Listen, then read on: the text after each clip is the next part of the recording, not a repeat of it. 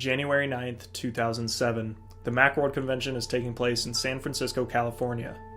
Then Apple CEO Steve Jobs is up on stage and is about to make a very important announcement. And we are calling it iPhone. Today, Apple is going to reinvent the phone. Just 5 months later, the iPhone goes on sale and instantly changes the smartphone market. There is a major breakthrough headed to American consumers. It's the iPhone, an iPod, a cell phone, and a portable internet, all in a little lightweight package.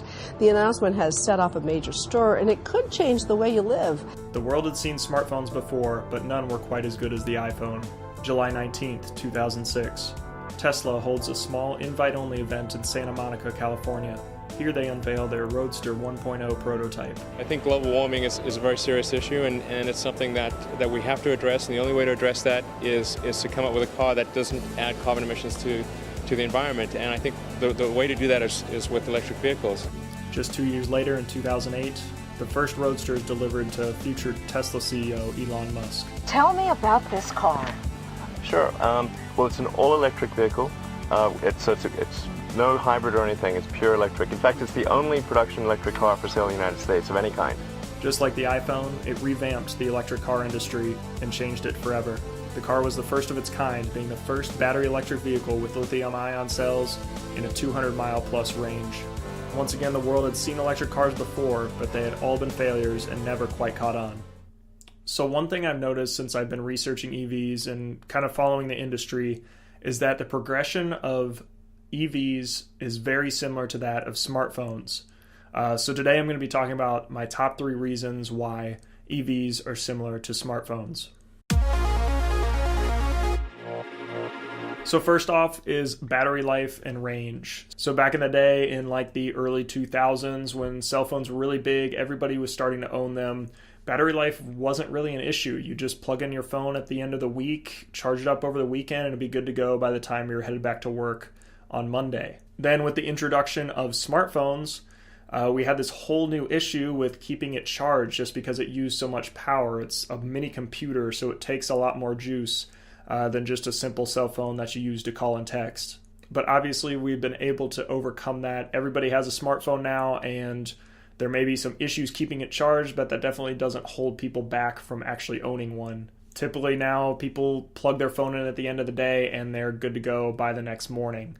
Then if you do go out on a hike or something like that where your phone may need charge in the middle of the day and you don't have access to an outlet, we have backup battery packs, all that kind of stuff. We've been able to overcome that issue with technology. Now if we switch over to EVs, we've got the same kind of issue popping up. Early EVs didn't have very good range. You'd only get around 100 miles at the most when EVs first started kind of coming out on the market. Even current plug-in EVs only have 150, 200 mile range, which is nothing compared to gas vehicles. You know, with gas vehicles, you can get 500, 600 miles depending on the size of your tank, size of your car, all that kind of stuff. So again, range is an issue similar to battery life in a smartphone. But just like smartphones, I think EVs are going to continue to get better and better with their range as that battery technology improves. But also I think people are going to get used to just plugging in their car just like their cell phone at the end of the day, leave it charging in their garage or at a charging station near their apartment, and it's good to go in the morning. You don't really have to worry about going to a gas station and filling it up. So number 2 is obviously technology. Technology is leaps and bounds ahead of where it used to be in regular internal combustion cars. Early cars basically just took the gas and made the car go. That was about it. We kind of slowly got features as it went on. Cruise control became a thing, all that kind of stuff. But when EVs were released, we got a ton of new safety features and new smart features, if you want to say, for those EVs. I mean, when Tesla came out with autopilot, it completely changed the industry. Now every major car manufacturer is working on some kind of autopilot-like features for their cars. And that makes them safer, that makes them easier to drive, just makes the whole experience of driving so much better. And I think we saw the same thing with cell phones. Early cell phones, literally all they did was call and text. And then we've got things like the BlackBerry that added internet connectivity. You could check email, all that kind of stuff. But the user interface wasn't quite there. They were still difficult to use. Even the first iPhone didn't even have the ability to run third-party apps on it. All your options were basically what came with the phone. And nowadays we know that these apps are what make the smartphones we have today. Another thing with technology is the over-the-air updates. Obviously, a lot of people have heard about Tesla, and I'm sure other car manufacturers are doing the same thing, is these over-the-air updates. If they find an issue with the computer, if they find something that's going wrong or making the car unsafe, or some kind of bug that's going to allow the car to get more range or operate more efficiently, they can instantly blast that out to make the car better. And Tesla constantly preaches this. When you buy the car, you're not just buying a car, you're buying a tech product. And it's something that will continue to get updated and improve over the time that you own the car.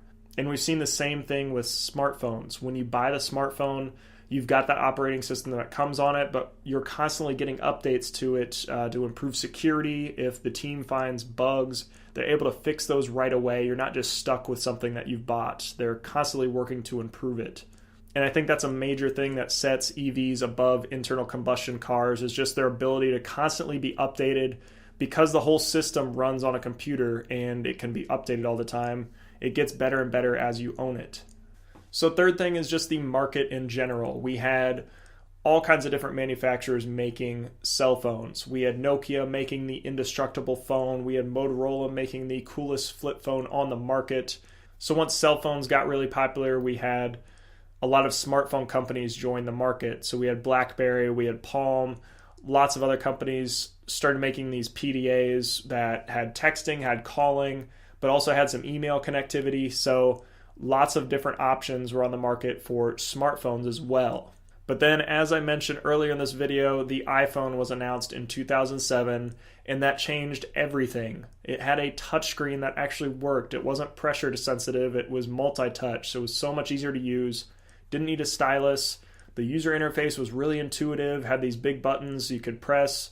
The whole screen could adapt to whatever you were doing. You didn't have any confusing buttons, all that kind of stuff. It was just easier to use. It was a better smartphone. So a ton of users flocked to that, and it became the popular smartphone of the era.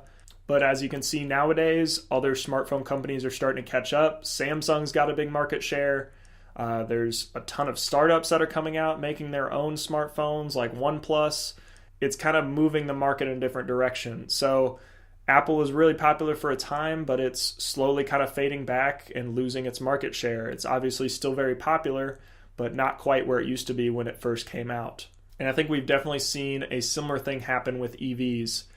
So with internal combustion cars, those were the norm back in the day. And we've got established automakers like Ford, GM, Toyota. I think with the release of the Tesla Roadster and eventually the Model S from Tesla, it's similar to the iPhone release. It's really pushing these automakers into a different market. It's making them change. It's making them add other features that people didn't really expect to be in a car, but Tesla has created that market now, and people are looking at EVs as an option.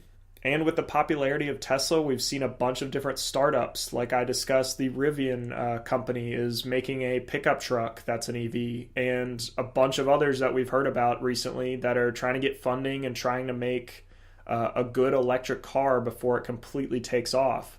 So lots of different parallels there between the progression of smartphones and electric cars. I think there's a lot of things that can be learned from the cell phone market and how it's progressed over the years and just how big it's gotten now. So I think if this trend holds true, I think we're going to see EVs get more and more popular, and it's going to become more of the norm to own an electric vehicle. But I want to hear what you think. If you think this is a good comparison, then definitely leave me a like below. If you don't, I want to hear about it in the comments. What do you think might be the downfall of this comparison? Do you think EVs are headed where smartphones are, where everybody owns one? Or do you think it's going to be somewhere in the middle where it just kind of levels out and it's just kind of, you've got two options? Definitely want to hear what you guys are thinking. So leave me a comment below. And as always, subscribe if you like this video and want to see more EV videos. So thanks for watching, guys, and I will catch you in the next video.